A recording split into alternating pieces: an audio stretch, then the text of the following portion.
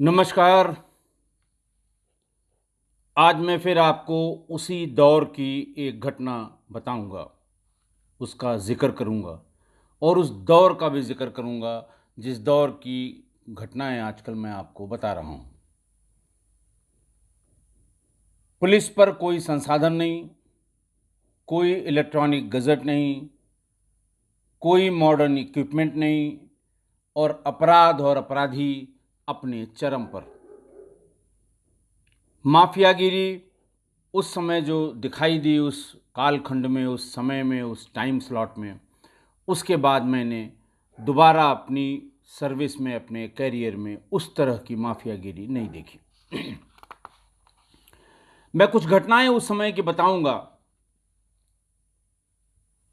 ताकि आप उस कालखंड को, उस समय को, उस दौर को समझ सकें।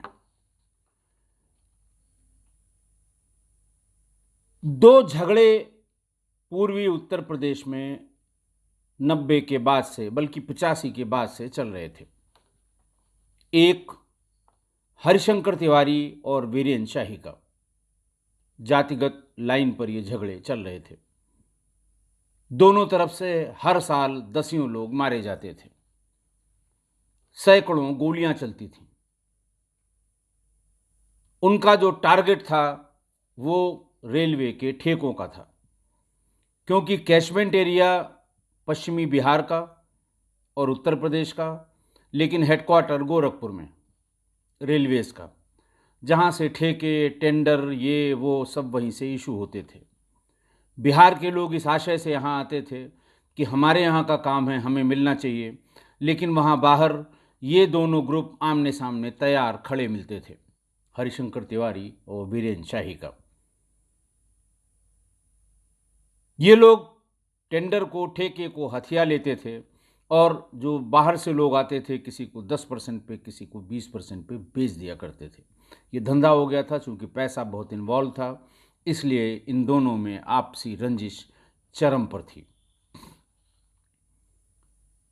दूसरी गैंगवार चल रही थी मुख्तार अंसारी और ब्रजेश के बीच में।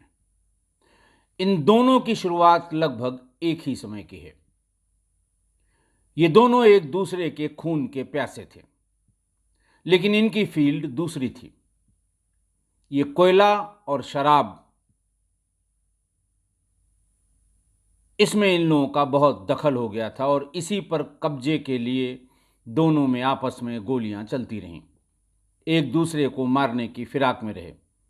एक दूसरे के आदमियों को हर महीने लगभग लगभग ये दसियों बीसों गोलियां मार के उनकी हत्या किया करते थे। बहुत खराब दौर था। ब्रजेश सिंह ने अपने पड़ोसी और अपने दुश्मन पांचू के पिता हरिहर सिंह को 85 में प्रणाम किया। उनको शॉल उड़ाने के बहाने दसियों गोलियां मार दी। उनका कहना था कि मेरे पिता की हत्या इन्हीं लोगों ने की थी, हमने अपनी पिता की हत्या का बदला लिया। गाजीपुर में साधु शरण और मखनू सिंह की हत्या हुई। आजमगढ़ में पकड़ी में एक नरसंहार हुआ। पकड़ी में ब्रजेश के कुछ आदमियों को मुख्तार के आदमियों ने मार दिया। ब्रजेश के मन में यह घटना चुभती रही और उन्होंने अपने एक दोस्त के सहयोग से 7 अगस्त 1994 को पकड़ी बाजार, भरी बाजार में AK-47 से धुआंधार फायरिंग करके 7 लोगों को मार दिया और कहा कि मेरे आदमियों की मौत का बदला मैंने ले लिया। चंदौली के बलुआ में इन्हीं दोनों गैंग राइवलरी में कई हत्याएं एक साथ एक ही दिन हो गईं। गाजीपुर के उसरी चट्टी में 2001 में एक ट्रक में बैठकर अपराधियों ने मुख्तार का पीछा किया। मुख्तार के लोगों में और ट्रक में बैठे उन अपराधियों में गोलियां चली। दोनों तरफ से AK-47 चलाई गई। दोनों तरफ से एक एक आदमी मरा। गाजीपुर में विधायक कृष्णानंद राय की हत्या हुई। बताया जाता है कि उसमें 5 या 6 AK-47 का प्रयोग हुआ था और बहुत से लोग मारे गए थे। सिटिंग विधायक थे बीजेपी के। मैंने बैकग्राउंड इसलिए बताई कि दोनों गैंग वार्स का जो क्षेत्र है या जो इंटरेस्ट है वो अलग अलग था। ब्रजेश और मुख्तार के बीच में कोयले की मंडी, वहाँ पर चंदौली की बहुत बड़ी मंडी होती है कोयले की, जहाँ झारखंड में धनबाद के कोल फील्ड की का कोयला आता था, और दूसरा रिहन डैम के आसपास कुछ उत्तर प्रदेश में और कुछ मध्य प्रदेश में ओपन कोल फील्ड्स हैं, उनका कोयला आता था। पहले डोमेस्टिक खपत कोयले की बहुत ज़्यादा होती थी। घर घर में कोयले को जला के ही लोग खाना बनाते थे।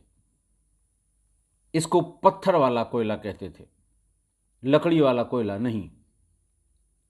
कोयले की बड़ी बड़ी टाल हर कस्बे, हर शहर में होती थी। घरेलू इस्तेमाल के लिए लोग कोयला खरीद कर ले जाते थे, और इसीलिए कोयले की बड़ी मारामारी थी। ओपन कोल फील्ड से जिसको वो कहते हैं, जो उसका कॉन्ट्रैक्ट था, उससे कहीं ज़्यादा कोयला एक्सट्रैक्ट हो जाता था प्राइवेट गाड़ियों में भर भर के, और उसे चंदौसी की मंडी में भिजवाया जाता था। पर ट्रक कोयले पे 20 से 25% का कट या तो इनका आदमी लेता था या उनका आदमी लेता था। एक एक दिन में उस ज़माने में 50-50 लाख की वसूली हुआ करती थी। आपको अंदाज़ा हो गया होगा कि कितना पैसा इन्वॉल्व था। मुख्तार ने 94-95 के आसपास वो पॉलिटिक्स में आया, 96 में विधायक हो गया। बड़ा माफिया अपने समय का। उसने कोशिश की कि चंदौली की कोल फील्ड पे कब्जा कर लिया जाए, क्योंकि वो गाज़ीपुर का रहने वाला था। ये सब उसी क्षेत्र की बात है। पढ़ता तो अब तो नया जिला अपना हो गया, वैसे पहले बनारस में आता था। ब्रजेश के लोगों ने वहाँ पर मुख्तार के लोगों का से मुचहटा लेना शुरू किया, क्योंकि उनको लगता था कि हमारे शहर, हमारे ज़िले, हमारे इलाके का धंधा है, इसमें मेरा शेयर होना चाहिए।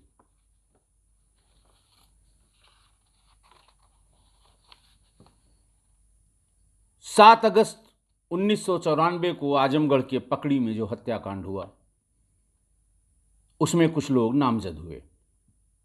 नामजद लोगों में वीरेंद्र टाटा का भी नाम था। वीरेंद्र टाटा उस समय का बहुत ही खूंखार माफिया, खूंखार अपराधी था। टाटा उसको इसलिए कहते थे कि पहले वो अपने पिता के पास टाटा नगर में काम करता था। वहां जब पुलिस ने दबाव बनाया और लौटकर वापस आजमगढ़ आया, तो उसको वीरेंद्र टाटा लोग कहने लगे। यह घटना इतनी गंभीर और इतनी बड़ी थी पकड़ी में कि जब उसको पकड़ा गया तो उस पर टाडा लगाया गया।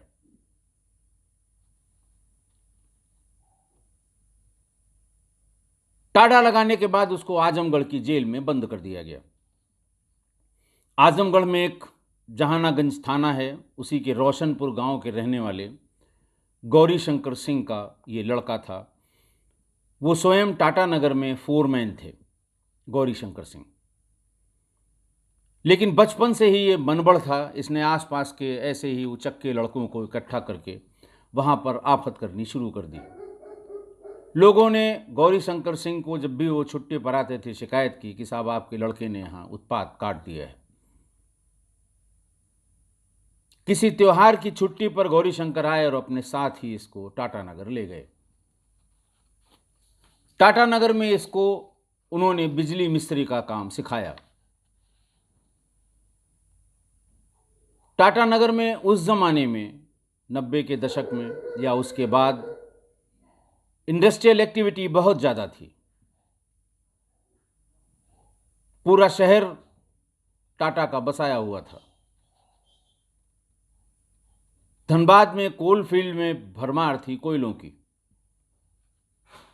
लगभग पूरे देश का कोयला वहीं से सप्लाई होता था। धीरे धीरे इसने वहाँ काम तो जो वहाँ बिजली मिस्त्री का था वो करता रहा, लेकिन धीरे धीरे आसपास के छुटभैया अपराधियों को इकट्ठा करके इसने एक बड़ा गैंग तैयार कर लिया। दखल इसका उसी कोयले पर।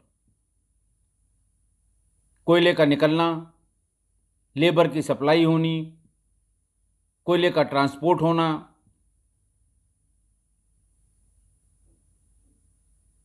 कहाँ से कहाँ को कोयला जाना है, ट्रांसपोर्ट में किसकी गाड़ी इस्तेमाल होगी, हर जगह उसने दखल देके अपना पैसा वसूलना शुरू किया। कोयले के व्यापार में जो सज्जन लोग भी थे वो परेशान हो गए।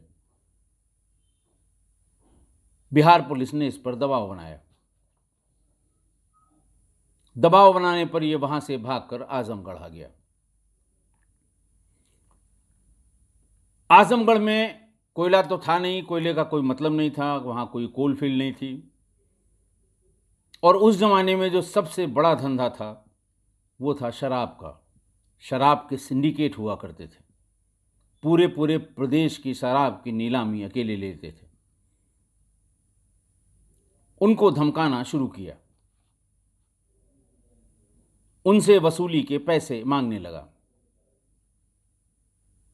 पूर्वी उत्तर प्रदेश के बनारस के रहने वाले बद्री जायसवाल उस जमाने में इनको लिकर टाइकून कहते थे, लिकर बैरन कहते थे। शराब के बेताज बादशाह के नाम से इनको जाना जाता था। उनको भी धमकाना शुरू किया, लोगों के माध्यम से, चिट्ठी के माध्यम से। कहीं दिखाई पड़ गए, उनके आदमी को पकड़ के लाठियों से पीट के जाना बता देना, पैसा देने धंधा नहीं हो पाएगा। ठेकों को लूट लेना, उनके ठेकों को। लेकिन वो इसकी भड़ी में कभी आए नहीं वीरेन टाटा के। उसका कारण था कि उनके पास अधिकारियों और पुलिस अफसरों की फौज थी। शराब के अथाह पैसों की बारिश से शराबोर ये अधिकारी और ये पुलिस,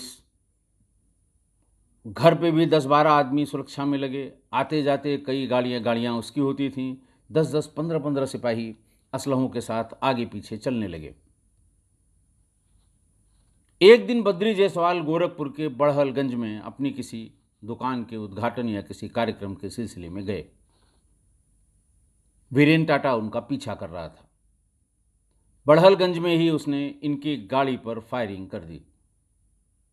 बहुत शोर शराबा हुआ, बहुत हल्ला हुआ कि कौन आदमी है।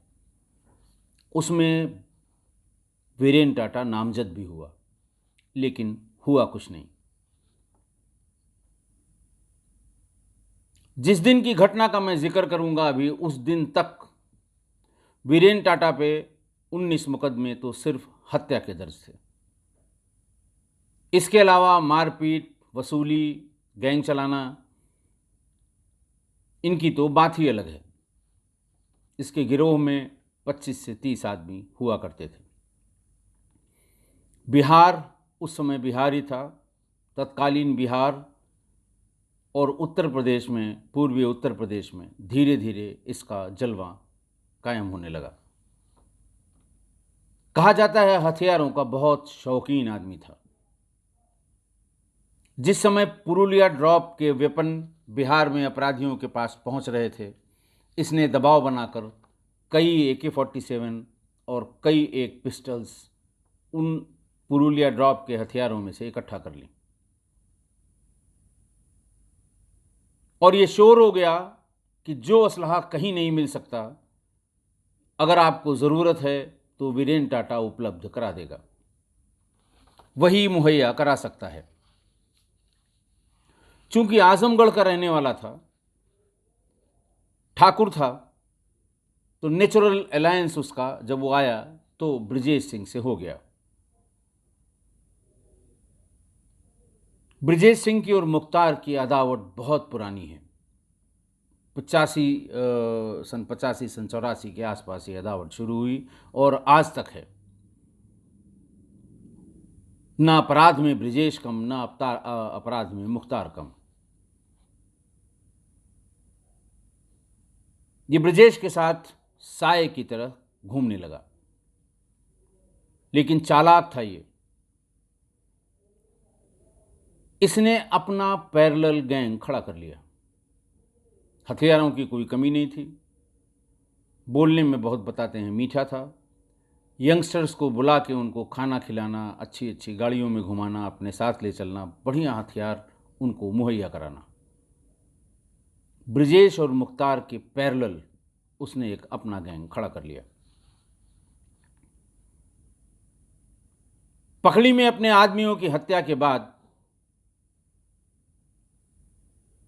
बहुत परेशान ब्रिजेश सिंह ने, अंडरग्राउंड चल रहा था ब्रिजेश, तो बहुत दिन बाद वो दिल्ली पुलिस की गिरफ्त में आया था या गया था, ये कहना मुश्किल है, लेकिन उसके बाद जेल में उस समय ये फरार चल रहा था। उसने वीरेन टाटा से संपर्क किया कि पकड़ी की वो घटना मेरे दिल में रह रहकर चुभती है। उसने कहा आप परेशान मत होइए। उसने बिना ब्रिजेश के किसी गैंग मेंबर या किसी और गैंग की सहायता के पकड़ी में AK-47 से गोलियां चलाकर 7 लोगों की हत्या कर दी।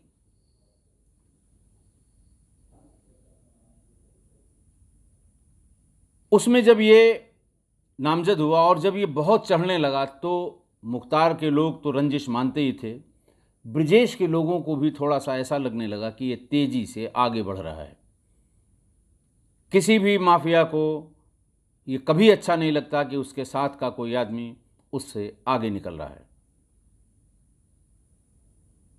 पकड़ी की हत्या के बाद जब उस पर टाड़ा लगा तो उसने अपनी गिरफ्तारी मैनेज कराई।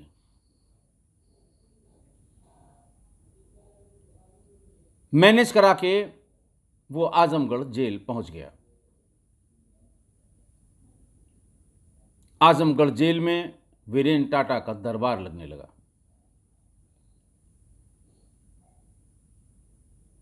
कोयले के खदानों के झगड़े, बड़ी बड़ी जमीनों के झगड़े, पुराने जमींदारों रईसों के जो ज़मीन के कागजात हैं, सीलिंग में जाने के बाद कुछ बचा कुछ नहीं बचा, उसके झगड़े जेल में निपटारा उसका करने लगा। जेल पुलिस लाचार, न किसी को रोक सकती है न उसको कह सकती है कि मत बुलाइए। सीधी सी बात है कि जब इतने बदमाश लोग, इतने अपराधी लोग, अपराधी बैकग्राउंड के लोग बहुत लंबी लंबी डील कराने के लिए जेल में उससे मिलने जाएंगे, वहाँ पंचायत होगी, तो उनके साथ के लोग भी बाहर शहर में घूमेंगे। लेकिन पुलिस भी बेबस थी, प्रशासन भी बेबस था, कोई कुछ नहीं कर पा रहा था। और इसी बीच में जेल के भीतर पंचायतों के फरमान में किसी ने कोताही की, 2 दिन में उसकी हत्या हो जाती थी।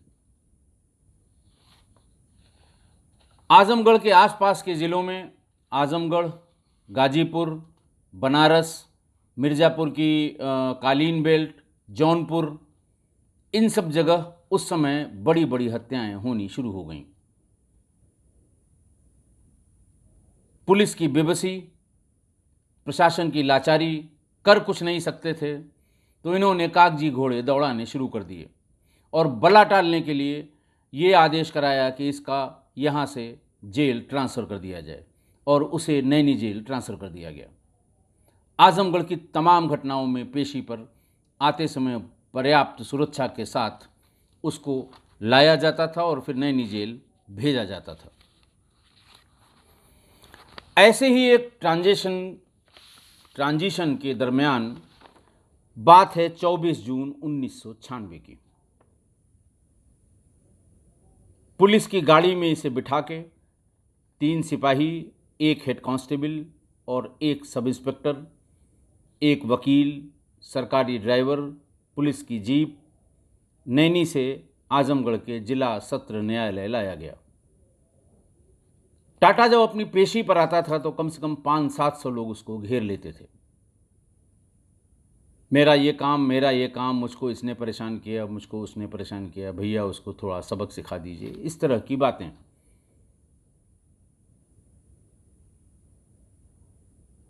शाम के समय जब वो आजमगढ़ से फिर नैनी जाने के लिए निकला तो वही पुलिस की जीप थी। पुलिस वाले सब राइफल और पिस्टल से लैस, उसको ड्राइवर के ठीक पीछे एक सिपाही के बगल में बिठा दिया और उसके बगल में 1 सिपाही और हेड कांस्टेबल बैठ गए। सामने की पीछे वाली महिंद्रा जीप होती थी पुलिस में, दूसरा कोई वाहन नहीं होता था। उस समय राजपत्रित अधिकारियों के लिए जिप्सी की व्यवस्था की गई थी। वो ज़्यादातर नेताओं की सेवा में रहती थी एस्कॉर्ट करने के लिए। नेता डिमांड करता था कि हमें जिप्सी में एस्कॉर्ट चाहिए।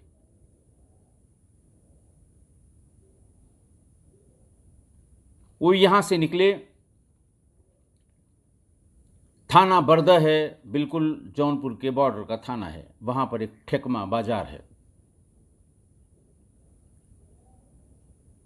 ठेकमा बाजार जैसे ही क्रॉस होने को था, पीछे से एक सफ़ेद रंग की जिप्सी जिसमें नीली रिवॉल्विंग लाइट लगी हुई थी,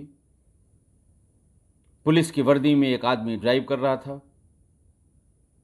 पुलिस की वर्दी में ही एक आदमी आगे AK-47 लेकर बैठा था। पीछे 2 लोग 3 लोग जो बैठे थे उनके पास स्टेन गन थी। हूटर बजाती हुई वो जब गाड़ी निकली तो बड़ा नेचुरल था, लोगों को लगा कि पुलिस की जीप है, किसी को रिसीव करने या किसी को सी ऑफ करने जा रही होगी। बहुत ही स्मार्टली उसने पुलिस के उस जीप को टेक ओवर किया। जैसे ही बगल में वो पहुंची है, रॉन्ग साइड से टेक ओवर करने के बाद AK-47, पिस्टल और स्टेन गन 9mm स्टेन से उस पर धुआंधार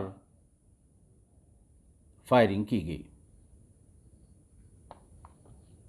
इस फायरिंग में वीरेंद्र सिंह टाटा, हेड कांस्टेबल सूर्यभान दुबे, वकील जो कोर्ट के आदेश पर एक वकील भी साथ में रखते हैं कि पुलिस कोई दुर्व्यवहार न करे, वकील रमाशंकर सिंह, ये तो मौके पे ही मारे गए। सब इंस्पेक्टर को भी 4 गोलियां लगीं। वहाँ से उसे जल्दी से जल्दी इलाहाबाद स्वरूप रानी चिकित्सालय, जिला चिकित्सालय पहुंचाया गया। बताते हैं कि बाद में वो गोलियों की चोट से उबर तो पाया लेकिन अपंग हो गया। उस दौर में वीरेन टाटा की हत्या या वीरेन टाटा ऐसा वाहिद गैंगस्टर था, वाहिद माफिया था कि जब उसकी हत्या हुई तो मुख्तार और ब्रजेश के दोनों के गैंगों पर शक की सुई पुलिस ने भी और पब्लिक ने भी शक की सुई दोनों गैंगों पे गई। वरना जब कभी बड़ा हत्याकांड हुआ तो आधे घंटे के भीतर पब्लिक बता देती थी कि ये मुख्तार ने मारा है कि ब्रजेश ने मारा है, गोली मुख्तार के गैंग ने चलाई है कि ब्रजेश के गैंग ने चलाई है। लेकिन इसकी हत्या के बाद ये कन्फ्यूज़न लास्ट तक बना रहा कि किसने ये गोलियां चलाईं। इतनी स्मार्टली, सफ़ेद जिप्सी, नीली बत्ती, सारे लोग वर्दी में, गनर की तरह AK-47 लिए हुए, स्टेन गन लिए हुए, और टारगेट को सही तरीके से मार लिया।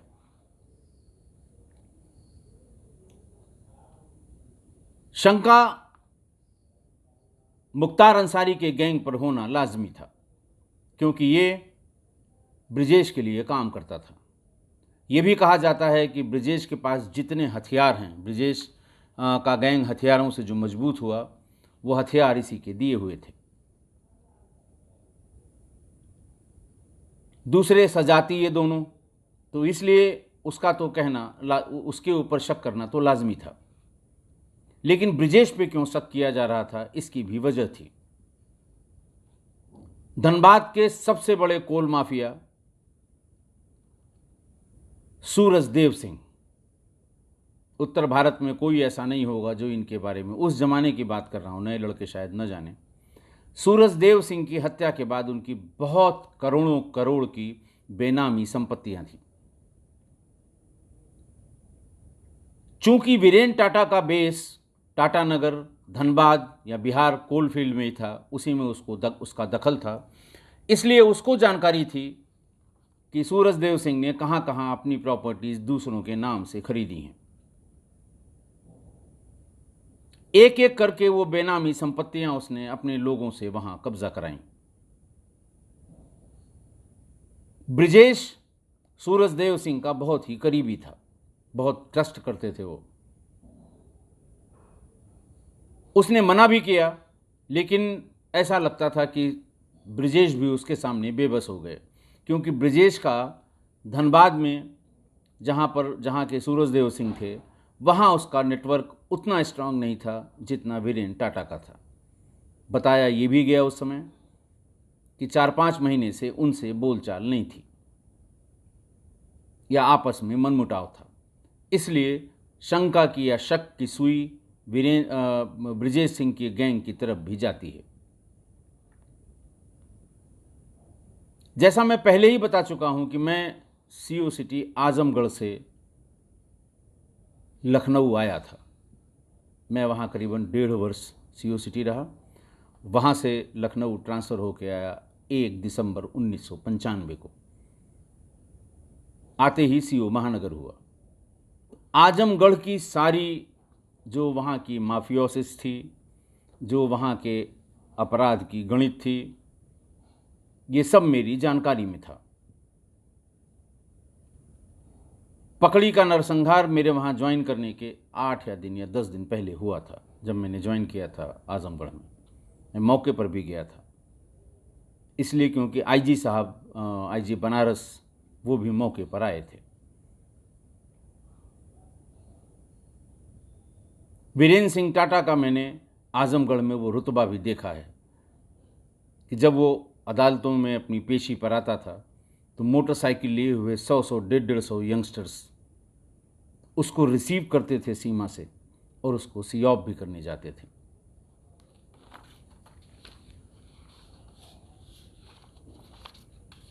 इस तरह से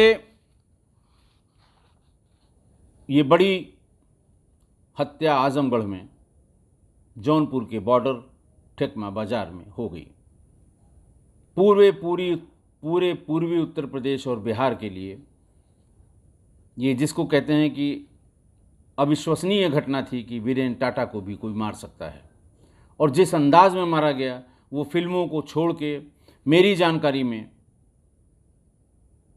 उस समय इस तरह की कोई घटना नहीं हुई थी।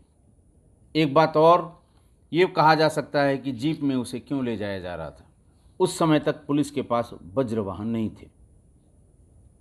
मैंने बताया ना कि पुलिस संसाधनों में इतना पीछे थी और क्रिमिनल इतना आगे था, वो गैप बहुत बड़ा था क्रिमिनल्स और पुलिस के संसाधनों के बीच में।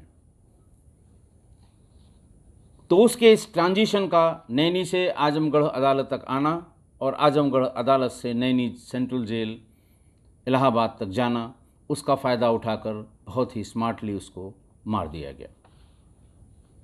आज की घटना, वैसे तो आज की घटना में एक बड़ा माफिया और आतताई मर गया, उसका अंत हो गया, लेकिन पुलिस के लिए यह दिन बहुत शर्मनाक था, बहुत ही शर्मनाक था पुलिस के लिए। न्यायिक अभिरक्षा में, पुलिस के घेरे में, सशस्त्र पुलिस बल के बीच में, पुलिस की गाड़ी में, पुलिस की वर्दी में, जिप्सी पर बैठकर 4 लोगों ने न सिर्फ अपना टारगेट अचीव किया, उस अपराधी को मारा, हमारा हेड कांस्टेबल मारा गया और एक वकील भी मारा गया, सब इंस्पेक्टर को कई गोलियां लग गईं। पुलिस को मुंह छिपाने की भी जगह नहीं मिल रही थी उस समय। अखबारों ने ऐसी कालिक पोत दी थी, आप सोचिए भी कि आदमी को अदालतों का भरोसा है, अदालतों को पुलिस पर भरोसा है, पुलिस को सुरक्षा के दृष्टिकोण से आदमी चाहे वो अच्छा हो चाहे बुरा हो, जब कभी ज़रूरत पड़ती है पुलिस की तरफ ही देखती है। और अगर अदालत के आदेश पर किसी को पुलिस सुरक्षा में कहीं से कहीं को ले जाया या ले आया जा रहा हो और इसी बीच में उसकी हत्या हो जाए, तो पूरे सिस्टम पर सवाल या निशान खड़ा करना लाजमी है।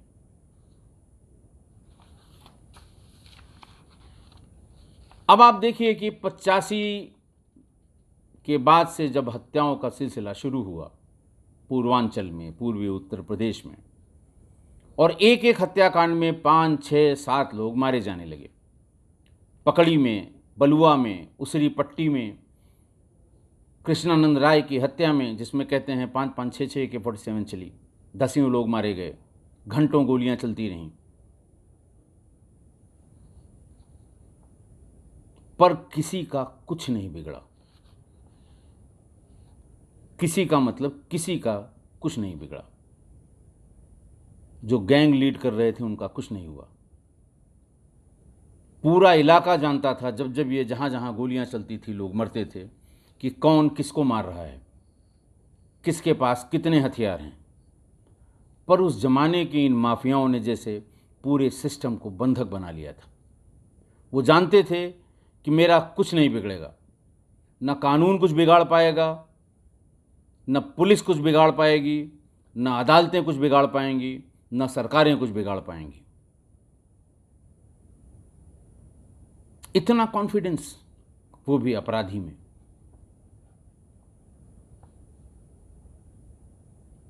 पर ये उस कालखंड की स्थिति थी, आज ये स्थिति नहीं है। खत्म तो कभी नहीं होगा अपराध। जब तक समाज है तब तक अपराध है, जब तक अपराध है तब तक समाज है, पूरक हैं एक दूसरे के। तो ख़त्म तो नहीं होगा, ये कम हुआ है और भी कम होगा, लेकिन उसमें सबकी भागीदारी है। भला हो इस टेक्नोलॉजी का, भला हो इलेक्ट्रॉनिक गैजेट्स का, भला हो पब्लिक की जागरूकता का, और भला हो सिस्टम में देर से आए सुधारों का, कि ये नौजवान पीढ़ी इस तरह की घटनाओं को सिर्फ किस्से कहानियों में सुनती है। इस नौजवान पीढ़ी को देखने के लिए या रिपीट होने के लिए बार बार कोई जानकारी इस समय, वर्तमान समय में नहीं मिल पाती। जिन लोगों ने वो दौर देखा है, हमारे तमाम मित्र लोग जो सुनते हैं, हमारी एज ग्रुप के हैं और कमेंट भी करते हैं कि इन्होंने वो दौर देखा है, आप उनसे पूछिए कि क्या आलम था अपराध का।